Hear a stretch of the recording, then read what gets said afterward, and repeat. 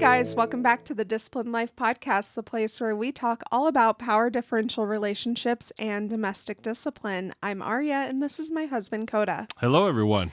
And on today's podcast, we are going to be tackling the topic of honesty.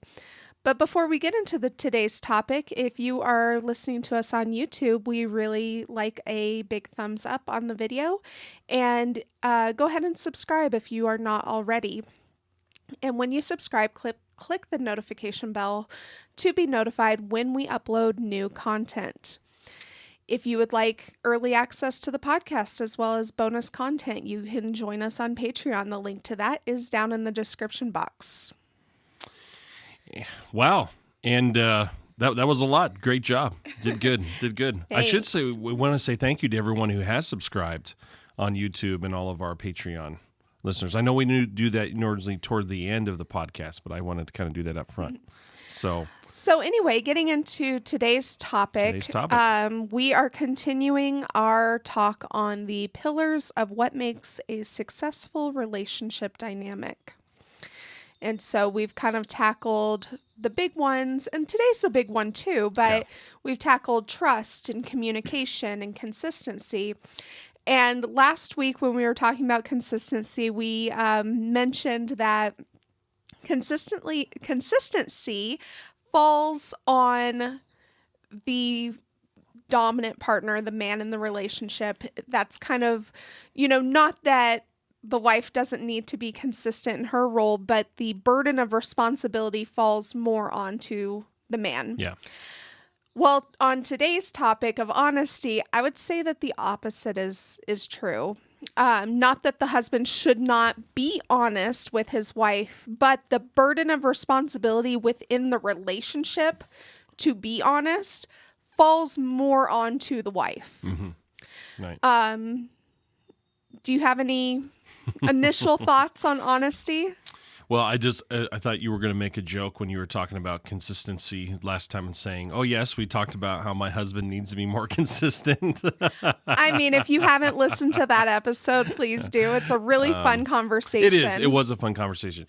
But no, to talk about, say that what you were going to say is, yes, I think in your position being the wife, you have to be honest. And let me say first, you do a good job of being honest with me. But if there's not honesty, I think this is the big thing. If there's not honesty, everything we've kind of talked about really goes off the rails, because now you've got a breach of trust in the relationship, and you've got to take time. You've almost got to halt everything you've been doing and take time to fix that aspect, because the honesty part from your partner is so key. And how many relationships do we know that we've heard out there where there were all these different things going on, but at the heart of it was an honesty issue. Right. So this is a big one. This is a big topic. And so I know we're going to have to condense this a little bit, because we could probably talk about this for hours. But I was about to say, this is the heart of it right here. Really briefly, honesty within a relationship, any relationship, goes both ways. Absolutely. And so we're not going to touch too much on general honesty within a relationship, because I feel like there's so many resources out there that talk about the importance of being open and honest with your significant other. We're really going to focus on honesty within the domestic discipline dynamic. Right. But I just wanted to touch on that for people who may be struggling. Oh, absolutely. Just slightly on that. Because it's like, hey, before you continue listening to this episode, really important, like if you're having some major honesty issues that don't have to do with the domestic side of discipline right now, you've got some bigger issues that you need to work out, kind of thing. Right? Absolutely. And so I would just say, like, within a general relationship, though, a man and a woman, they both have to be honest. They both have to be open. Just because the man has authority doesn't mean that he is exempt from being honest and being open with his wife, his partner, about, how he's spending his time, how he is spending the family's resources, all of those things where if it affects her, it's a family issue, right? Yes. And I was just going to piggyback on that real quick is the honesty, and this goes back to kind of the last podcast. That's why I was joking about me talking about consistency. I have had to be honest with myself many times in our relationship, honest with you and honest with myself where, hey, I'm blowing it a little bit and I need to get back on track and have that consistency. That's why I say it goes hand in hand with that. But if I'm not honest with myself where I'm potentially going wrong and I'm hurting the relationship or I've messed up, that's going to really affect how you respond to me when we do get the consistency back, when we do try to keep things going. That's going to affect how you view me and whether or not you're going to be honest towards right. me. It's taking self-accountability at the end of the day. There we go. Right. Exactly. But to shift into honesty within a domestic discipline dynamic, let's say the relationship itself is healthy. We're going to make that assumption. We're making that assumption, yeah. And so now you're looking at how honesty affects the dynamic within the relationship, right? Mm-hmm. And so I would say that you want to create an atmosphere where honesty can become a natural flow of the relationship. It's a habit, right? Honesty is kind of like a habit. And just like we touched on where we said consistency is a skill, right. Honesty is a skill. I would agree with that. Yeah, it's not absolutely. an inherent character. No. What am I trying to say? Trait, or yes. Yeah. It's not an inherent character trait. It is something that can be developed. If it's something that doesn't come naturally to you, don't fret. You can develop that skill. Yes. And when you say, I think it's very important that you said don't fret about it, because some people might fret about it like, oh man, I'm a dishonest person, this and that. It doesn't necessarily mean because you're quote unquote not honest that you're necessarily dishonest. I don't see it as a black and white thing. So I think it's good that you're saying like, hey, that is a skill. Don't fret, that you can develop. Right. Because I mean, I would say that you want to be honest from the standpoint, especially if there has been a break of the rules, because that is so important for accountability and for the dynamic to succeed. You have to be able to say, I did this and I wasn't sure how you would think about it. I wasn't able to ask you. I had to make a decision. And in those situations, I think it's important that the man doesn't overreact to that. Yeah. Takes some time to pause and really consider the repercussions. And we're going to bare our soul here a little bit. Do you feel like I've done a good job being consistent in that area when you've come to me with things like that? Yes. In fact, you have to there's a fine line between creating an atmosphere where there's not that fear, right, and still holding accountability, right. Yeah, because I think to an extent what you've done in the past is you err on the side of, well, she was honest, she came to me, so I'm not going to punish this, even if that's it where did. I haven't been. Yeah, even if it did violate the rules, right. And so there still has to be accountability, but there needs to be that sense of honesty from the standpoint of, if I've done something wrong, I need to come to you not only to rectify that situation within our relationship, but also to get that off my conscience, to get that barrier of because it creates a barrier of the communication. It creates a barrier of the trust. It creates a barrier. Even if you are unaware of it, my being aware of it will affect my future behavior. Absolutely. And so Absolutely. that's the reason why you have to create this again, just this atmosphere of being open, being honest, and clearing those things up as quickly as possible. Clearing the air, as we call it.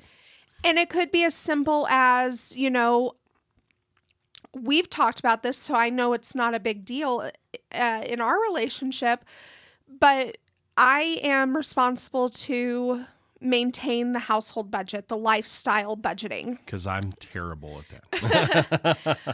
But So, sometimes it's very tempting to shift numbers around. right. And we've talked about how sometimes that's okay, sometimes it's not. Mm-hmm. But for instance, the last time I did major grocery shopping, I was like, hey, I think I'm going to stop and get a coffee. And you said, yeah, go ahead and do that. So I know it's not a big deal in our relationship if I'm like, hey, my grocery budget is X amount. I can take $10 of that and go get a coffee out. But again, you asked me, though, too.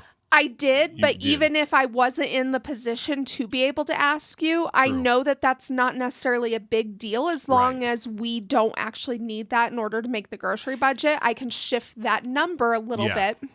And you were good with coming to you're good about coming to me saying, "Hey, I did this," Right. And to so, let me know. however, if I wasn't in a position to ask you and I was unsure Right. and I went ahead and did it, then I should come to you and be like, hey, I did this. Is that a big deal? Right. We that's what hadn't I was really saying. talked Right. about We hadn't that. talked about it, but And I would say if you haven't talked about it and there is that kind of ambiguous question, I wouldn't necessarily encourage punishment or repercussions immediately. I would say that's the point when you have to say, okay, we're going to talk about it right now so that you know what's expected in the Right. future. right. You know what's acceptable and unacceptable in the future. And if you do decide to punish, I wouldn't go to a physical punishment. Right. Right. Use one of those non-physical punishments that we've talked about in the past. Right. And again, and that's based on our tier system that we've talked about before, Right. And that we've put in there. are we going to do an updated podcast on our tier system? I think 'Cause we should. I think we we've should. made some changes. We made some change. Yeah, I think we should. Obviously, we won't do that here. Oh, but, no. But no, I think that would be a good idea. We'll do an update your tier system. And that's just So goes to show you that even our relationship, as long as we've been doing this, it's always changing, always shifting. We're Ebbs and always trying to flows. find what works best right now. yeah, it always ebbs and flows. Right? Relationships go through those ebbs and flows, and so your domestic discipline relationship is going to go through those kinds of things. And so so getting back to what you were saying about the honesty, we've worked hard in our relationship, but again, especially in our domestic discipline relationship, to establish that honesty to where if you do something that is a violation of the rules, you're pretty good about coming to me about it. Or when I ask, even though I can tell sometimes you don't want to tell me, you'll still follow through. Obviously, bedtime tends to be one of those things where I go, "Did you get him to bed on time?" You're like, "Well," but you always follow through with that, and I know that I can trust you, that there is honesty there, even if you violated the rules, and that's important to a relationship. And again, I'm working from the side of trying to be the consistency is where my honesty, I think, really plays a role. The man's role is to have that consistency and be honest that, like we had mentioned before on several podcasts, that we use the obedience app. It'd probably be really easy for me to go, "Oh, I've checked it when I didn't." But I always try to be honest in every aspect. If I checked it, I tell you. If I don't, there's been times where I've had to hang my head a little bit in shame because it's like, oh, how am I holding you accountable to the rules? Because I didn't even check the app today, and I'm like, oh, I have to tell her I didn't even check to see where she was at. Well, and speaking of the app, that is a tool that we use, but it's not a perfect tool from the standpoint True. of there was a situation, about a month ago, I guess, where I had to come to you and I had to say, I've been dishonest. Yes, because right. I was going Right. in Sorry, and I'm remembering this now. I was going in, I was clicking stuff off on the app when You weren't doing them. I wasn't doing them, or I wasn't doing them the way I was supposed to be doing them. For instance, bedtime. I was going in and clicking off like, oh yeah, I'm coming to bed, but really it was taking me 10, 15 minutes beyond that to actually get into bed. And I know that that's not an acceptable leeway window. And so I had to come to you and I was like, you know what? And I think at first you were tempted to be like, well, thanks for being honest, but just do better. And I was like, no, I need some conclusion to this, because even if you're like, hey, you were honest, it's no big deal, let's do better in the future.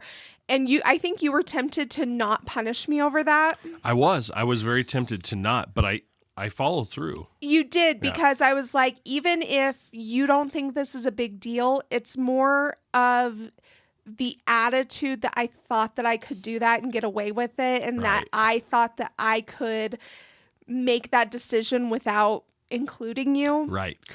And correct. that was more of the issue. And I did. I came to you and I was like, look, I know that you're tempted just to kind of say, let's move on and start fresh. I said, I cannot do that unless you hold me accountable in this area, because I feel like I have gone totally off the rails here. Right. And that's another point of honesty, right?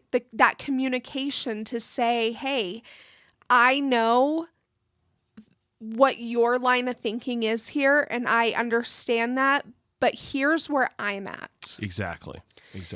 And ultimately, you still could have made the decision to say, well, you're just going to have to trust me on this one and deal with it. You could have done that. I could have. That's true. Because you're the decision maker. However, I felt like you needed to know exactly where my headspace was, where my line of thinking was, where I was mentally, emotionally, in order to make that decision. That's absolutely true. Absolutely correct. And there it is right there, because I don't think we've ever asked, and let me know if this is something that you don't want to share on the podcast. Okay. But when you came to me with that, was there some fear that you were like, oh, now he's not going to trust me with anything? Not necessarily a fear of punishment, but a fear of, oh no, I violated the trust, so now he's really going to be micromanaging with me. And to a certain extent, maybe you wanted me to be micromanaging. I was about to say, I've never feared you being micromanaging, because that's not your style. And we've talked about that too, where I'm like, here's your natural inclination and here's what I need. Let's meet somewhere in the middle. Yeah. But I did feel like I had really violated your trust. And I felt really remorseful for that. You did. I mean, you were very, and I think that's a key thing though, too. Mm-hmm. And the reason I bring that up is because I want people to hear how you were feeling in that and how I felt, which was, yes, I did feel like there was some honesty that was broken, but because you were so sincere about it, you were coming remorseful. Mm-hmm. I didn't feel like we lost anything. Does that make sense? Yeah, I know. Because not only did I follow through, but number two, I thought she is remorseful. If you hadn't been remorseful, I think I would have lost some trust there. But there was no trust that I felt that was lost in our relationship because you were remorseful, because we talked about it, because I followed through with the punishment. And so the reason I think this is important to bring up is there may be some couples listening that are in this position where maybe trust has been violated, and you need to talk about whether or not trust was violated. Did you lose something? And if you did, how do you get that back? Right. Or have you not talked about it because no trust was lost at all, but you're afraid to talk about it because you don't know what the result was? So don't ignore it. In other words, it's one of those things that earlier, just in our relationship in general, I don't mind sharing with the audience listening. Boy, was I an avoider with everything in my life. I mean, Aria can tell you, I avoided conflict. I hated it of any kind. If I had to argue with somebody who charges too much rent, if I had to argue with somebody who quoted me one price to repair the car and then I showed up in it, I hated doing that because I hated conflict. But then I realized that sometimes conflict is not sometimes, but conflict is just a part of life. You don't necessarily want to deal with it, but you have to get comfortable with doing it. Otherwise, people will run you over. Life will become very, very difficult. And so I think I've gotten better hitting things head on, because then if you do that, it doesn't fester. Like I always talk about, take care of this now in a surgery rather than just put a Band-Aid on it. Otherwise, it's going to get worse. And I think that's good advice for the men, is to, not be afraid of that confrontation. Yes. However, for women, I would say, don't be afraid of facing things. However, it shouldn't be in a confrontational state. Yes. Oh, that's great to reiterate. Yes, absolutely. Because even when, like, if I come to you and I say, I have to face that and I have to own up to it and I have to be honest with what I did or didn't do, and I should kind of embrace that uncomfortable feeling of having to come clean. Yeah. However, it shouldn't be something that I feel like needs a confrontation. It should be something that, I can face this, but, 99% of the time, I try to set myself up not to be confrontational, not only in our relationship, but just in general. I try to let you handle that even out in the world for me. Yeah. And I think that when I come to you, it's good to have the mentality that, like, okay, we're going to face this. We're going to do what needs to be done. We're going to fix the issue. Then we can really move on. But it should not be a confrontation even within your relationship. That's it correct. Should be a matter of confronting the problem. Exactly. But not confronting your woman, Right, exactly. Yes, thank you for making that distinction. That's absolutely right. Because if you go into an issue within your domestic discipline and you go into that issue, you go into that conversation with an air of confrontation, you're going to, more likely than not, you're going to become angry. You're going to react angrily, and at no point in time should a punishment feel like an argument. Yes, right. Because that is the time when you are bringing in accountability, you're bringing in consequences, you're bringing in, punishment as a teaching tool. Right, exactly. It is not an argument, and if you're feeling argumentative, if the woman is feeling argumentative, if she's not owning up and apologetic at some point, yeah, right. If she is not accepting of the punishment process, you need to put a pause and come back to it after some conversation. Yes. Yeah, a lot of conversation. Yes. That doesn't mean that she gets out of the punishment, but that means that you make sure that the punishment is actually going to be effective as a learning tool and as a motivation. Because punishment as retaliation alone is not what this dynamic is all about. Very, very well said, because that's exactly right. This is to make your relationship better and make your spouse better. This is never about who is the doormat and who is the dictator, in a sense, right? Right. Right. And so when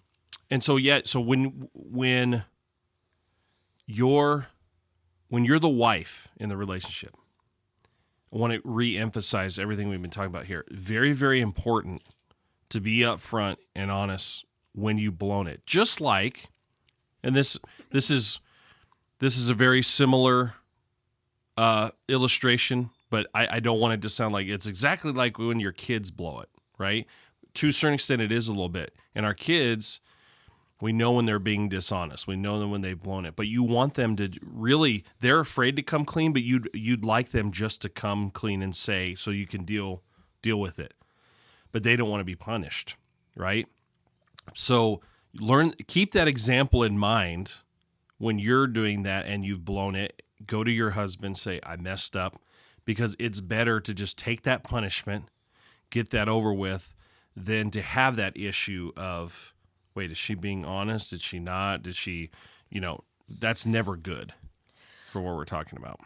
Do we want to go through some of the tools we use to kind of establish and maintain good honesty and communication? Yes, absolutely. I think it's always good to give the audience tools, I think. I think you guys like that. So one that we referenced already is the obedience app. Mm-hmm. Like I said, it's not a perfect tool because we still have to go in and check everything. And there's some times where I do the thing and then I forget to check it off. And then that becomes a thing of like, oh, hey, I actually did that, but I just, forgot to check it off. But by the way, that's not, don't skip over that too quickly. That's important to reiterate too, that I trust you enough that when you come to me and say you did that, I don't go, well, did you? Is she? I go, okay, great. We'll take care of that. Yeah. So, but it is a tool, and it's a good tool if you use it effectively. And if you're honest with how you use it, it can be a very good tool. We also, I would say journaling. Right. Is another. Yes, and we've been doing that through an app. There's an app, and I can't remember the name of it. Let me see. I've got it. We're talks amongst yourselves. No, I'm just kidding. It's Penzu. Penzu. Penzu, I think. Penzu. I think that's how you say it. I don't know if it's Penzu or Penzu. But it. There is a membership to it, but we just use the free version. Yeah, just the free version. So I don't know what the membership would actually allow you to do. if you might want to look in and see if those give you extra features that you need. You may not. We don't need those features, but it allows me to journal in a digital way. I can do it on my phone, because the biggest obstacle for me for journaling for a long time was, I am very meticulous about my handwriting and also my spelling. I'm not the best speller. And so I was going on my phone and looking up and making sure that I was spelling the word correctly, or that the word that I was thinking of actually made sense in the context of the sentence. And all of these things that, I don't know if that's just me. Someday AI will help you. No. Oh gosh, can you imagine? Anyway, I was going to say, I won't go off on that tangent there. But having a digital journal that I can do directly on my phone or my tablet or whatever is very helpful, because I can do all those things. I can look up and have the spell check and all of that without it taking so long. And so that kind of eliminated a lot of obstacles for me to be able to just very briefly, it can be as simple as 10 minutes a day, or it can be more elaborate if you have more to say, but it can just be hey, this happened today. And it doesn't even have to be something that violates the rules. It could just be I was getting gas and somebody cut me off and it really made me feel this way, just to communicate hey, I had this hard moment. This is how I felt, and this is how I processed it. And that way, Coda can come in and he can kind of maybe support me and say, hey, I'm really sorry that, you had a really hard moment. How are you doing now? We had that happen this week where you were like, hey, I did a journal entry, and I just looked it up and read it. Mm-hmm. not out loud, obviously, but I read it, and then I went, oh, And that's why. Okay, this, and when we get into a more of a daily habit of journaling, I don't even have to. Eventually, I won't even have to tell you I can that I just check wrote. it. You can just Exactly. check. And so we both downloaded the app, and then we signed into I created an account with my email, and we just signed into the same account on both of our phones. So Right. he has access to my journal in real time. And so that's a tool that we've used. Yeah. And if I have something that I need to get off my chest that I don't know if I can necessarily say it face to face, I can journal it. I can be like, hey, I feel really bad because I've been overspending in this area, or I've been dishonest in this area, or and I can kind of like just write it all out. He can read it, and then we can have the follow-up conversation with a base knowledge. And that's what journaling really gives us. It gives me the ability to express what I need to express. It gives Coda the ability to have the base understanding of the situation. Yeah. So then we can have a face-to-face on equal ground. Exactly. And gosh, I will tell you, just in the few times so far that we've used the journaling app, as a man, it is so nice because I'm not guessing what's in my wife's head. I'm not guessing. No, it really is like that. That may sound funny, but it really is something that I'm like, oh man, I'm so glad that I'm not having to think to myself, golly, I wonder why she's feeling that way or why she's doing X, Y, and Z. She puts it in there, and I'm like, oh, okay. Now I can understand why she's feeling that way, maybe why some of her actions are the way that they are, so that I can be a better leader, a better person to assist her in the ways she needs to be assisted, and take that information and go, okay, what do we do with this? Do we need an extra maintenance spanking? Do we need whatever is needed? But that has been so helpful to get inside your head. And so if it's something I would recommend to all of you listening, like try that. That may really help you in your relationship. That is good. That's part of the communication that we've talked about before. That's so important to your relationship and is also hard. This is why some relationships have issues, because they don't put in the effort for the communication. Gosh, and when we go into obstacles, we're always talking about how to make our communication better. What do you say? Absolutely. In our relationship. And honesty is just an extension of communication. That's right. That's exactly right. It really is. That's why I think we wasn't an accident we did in this order: communication and consistency and honesty, because I think it goes that way. Without communication, you don't have consistency. Without consistency, you don't get honesty. So I would say the last thing that I can think of is that we just foster connection within our relationship. And that creates the atmosphere of honesty, because the more I feel connected to you, the less I am inclined to hide things from you. And you're honest about when you don't feel that connection. That's the other thing. Like you are, because how many times do I feel like, oh, everything's fine? And then you come to me and you're like, I just want to be honest with you. I don't feel a connection with you right now. And I've even come to you because I realize that we definitely have different perceptions sometimes. Right. And it took me a long time to realize that, because I just had this thought process that like, oh, if I'm feeling this way, he must be picking up on it. And that's not always the case. No.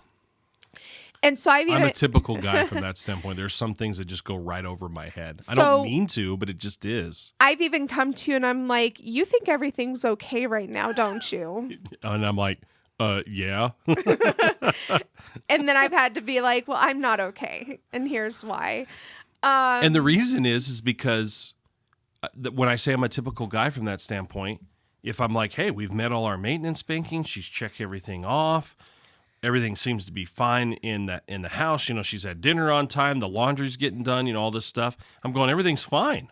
And then when she comes and goes, you think everything's fine, right? Well, yeah, everything's checked off in the app. What's wrong? And then it's like, oh, I mean, that's but that's important so that you don't keep going thinking everything's fine when it's not. Right. And so we typically I don't put a lot of stock into the 5 love languages. I think that concept has been talked about so much. It's been a dead horse that's been beaten multiple times. Let's just go that way. Honestly, like if you are unfamiliar with the 5 love languages, it comes from a book written by Gary Chapman, and I think there was a co-author. Is it Gary Chapman, really?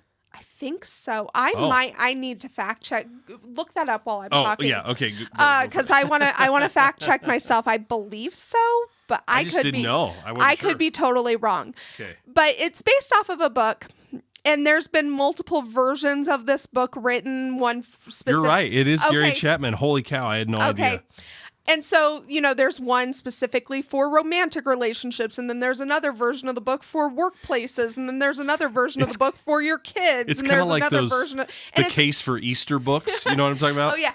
But so, and they're all the same. Like, the thing is that each version of the book uses the same exact 5 love languages. And if you're unfamiliar, the 5 love languages are physical touch, quality time, words of affirmation, acts of service, and gifts. Wow, you knew all those. I did not know them at all. It's been talked about all the lot. time. See, and I just ignore it because Ari will be the first to tell you I hate trends. And so if something's trendy, I just ignore it. And so... and my perspective is who wouldn't want to receive any of those types of love, right? There's no one that I know that even if, like, for instance, I've taken the quiz, I know my love languages. For instance, gifts is the least of my love languages, but I still appreciate. Okay, I'm returning the Tesla. No, we don't have one. I'm just joking. No, gosh, my goodness. I was like, that joke can fall really flat if people don't actually know us. Yeah. But, but gifts is my least of the 5 love languages. But I still appreciate if you're out and about and you bring home, a your treat. Favorite treat, or, right. A soda or something that, like, you're like, hey, I thought of you and I brought this for you because I knew you would like it. I still love that, even though gifts are not my primary or even my secondary or, it's last on the list. So I just believe that, like, any of those expressions would be well received by most people. However, it is kind of a good jumping off point from the standpoint that if you don't understand how each other works or you are having a hard time connecting and creating meaningful connection in your relationship, kind of look at those as a jumping off point. If you haven't taken the quiz, there's a free version online. Yeah. It's really quick and easy. Or just talk about it and you can probably figure it out. But for me, I love quality time. So we spend time together every single day. Every day. And I have it penciled in. And Coda's, one of his primary love languages is acts of service. Yep. And so by serving him and making sure that his laundry is done, that his meals are prepared, that the house is clean and stuff like that, that is me expressing my love and dedication to our relationship. And so that fills into him so that he can then give me the quality time that I need. Exactly.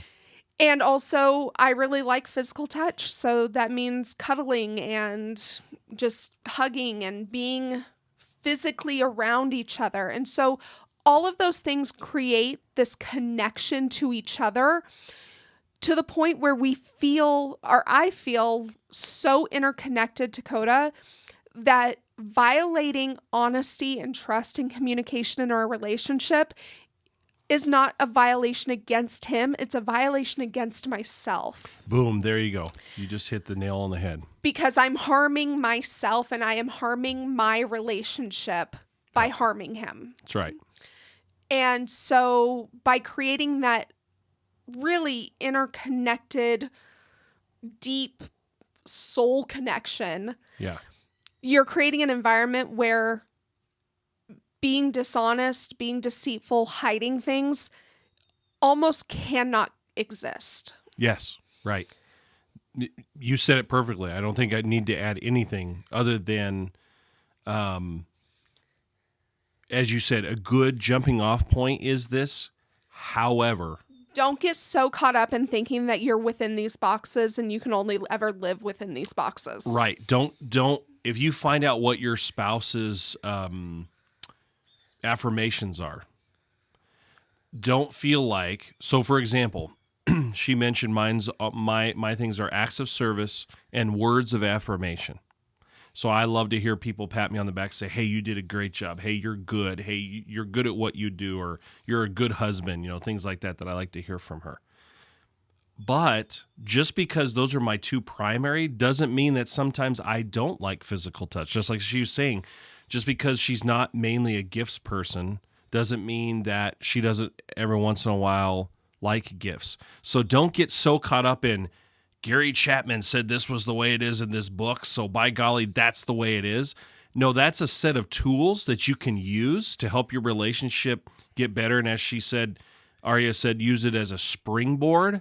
However, don't get so caught up with that you're unwilling to think outside some of the parameters there. And I would say that that's really my criticism of people using the 5 love languages Right. is that they really put people into these little boxes and it's like you get you get your primary and your secondary and then everything else is meaningless. Right. And it's like no. Exactly. But if you are a gifts person, then getting like cards and flowers and little tokens of appreciation and getting larger gifts on gift giving holidays, right? really means a lot to you, where that doesn't mean the most to me. Correct. Not that right. I don't appreciate it, but that doesn't mean the most to me, but that doesn't mean that if you never gave me a card or you never gave me a gift again, that would affect our relationship. Absolutely. You'd be like, what did I do wrong? How come he doesn't, care for me in this way? Right. But that doesn't. So all that to say, like, don't put people into boxes and don't think like, oh, she's a, quality time person, so these are the only things that mean anything. It's like, no, it's like those are the things that need to be most consistent. Right. But really learn the person you're with. Yeah, and cultivate all of those things in your relationship because as you said beautifully, that's what ultimately cultivates honesty and also helps you make better decisions for your relationship. I don't want to go too deep, but there are certain decisions that I choose to make or not to make because I have such a deep connection with you. One of the things that I've been asked by multiple men before is, how have you prevented yourself being unfaithful in your relationship? And I just want to touch on this briefly. I don't want to go too far into it. But I tell them it doesn't even cross my mind because my wife and I work so hard to have a connection that even if it did cross my mind, I'd go, no, I'm not only going to hurt her, I'm going to hurt myself in the process because we have such a deep connection. So it's not even there. It's not even and when that, if it were to, or if I sense there's something like, as she said, if I'm sensing a disconnect, the first thing I do is go, I got to figure out how to get this connection back with my wife. I'm not going to try to go seek it elsewhere. I got to try to get it back. And again, that's being honest with each other, being able to come in. And I appreciate so much, Arya, when you come to me and say, I'm just not sensing this connection. Because you could, if you wanted to, you could make a choice to go find that connection elsewhere, but you don't. Well, and I want to say, like, because we pour into creating an emotional and psychological connection with each other, right. that creates an environment where we are willing to meet those physical needs within our relationship. I think that there is a stereotype that men are more sexually driven. Right. And women are not. And women are not. That is not always the case. No. That's not necessarily the case in our relationship. Nope. And so, but having that deep connection psychologically and having that deep emotional connection makes both of us more willing to meet those physical needs within our relationship as well. That's right. That's exactly right. And so it's just creating a relationship that you build this life together, and you come together as a couple, as one person, one team, one flesh, whatever terminology whatever you want to terminology use. you want to Right. use, but you come together with one goal in mind, and that goal should be fostering a relationship that is enjoyable, that benefits your family. Right, that, works towards, A future goal. goals. Yes, future goals, exactly. And so I feel like we started with honesty and we kind of ended with how to build meaningful relationships. Well, that's not necessarily bad, because honesty should build meaningful relationships, right? And meaningful connection. Exactly. And I think that it all goes together, and, hopefully this conversation flowed in such a way that it makes sense. And and if we didn't, leave it in the comments. We'll do a part 2 if we need to. We'll do a part 2. Absolutely. But because honesty can be a tough topic. Yes. It can be a tough topic, especially these days, because, just turn on the television. There's not much honesty going on. And if you ever want to leave a comment privately that you don't want displayed on YouTube, you can find our email in the description box below. Yeah, we like getting emails. So go ahead and send us an email. Let us know what you want to say privately. If you have questions, we do our best. Yeah. So, do we want to mention the Patreon? I know you kind of mentioned that before. I mentioned it in the beginning, but again, our Patreon, you can get early access to the podcast. You can get bonus content, one-on-one time with us, and different things like that, access to a Discord server. So that is linked in our description box. I can't figure out how to link things like Instagram or anything. Right. So our handles are down there, but they're not linked, but the Patreon is linked. And I just want to say sorry to those of you who maybe missed the last live stream that we did, but we're gonna do another one on Discord for the Patreons. Sorry, for the Patreon. These are for the Patreons on Discord. But thank you to the couple that showed up, and we want to just thank you. But again, we're gonna do more, and so I'm sorry if you had missed that, but we're gonna do more. So don't be discouraged, and we want you to be able to reap those rewards as well. So we haven't forgotten about you. And but again, we want to just thank everybody who's been supporting us, either if you're subscribed on YouTube, if you're a Patreon, if you've sent in a question, if you've given us a comment. We just want to thank everyone who's been so supportive. It's been a very humbling experience that when Aria comes to me and say, we have this many subscribers now, we have this many patrons, I'm like, wow, I'm just glad that people find it helpful. So. All right, guys, thanks for joining us today, and we hope to see you in the next one. Bye. See you later.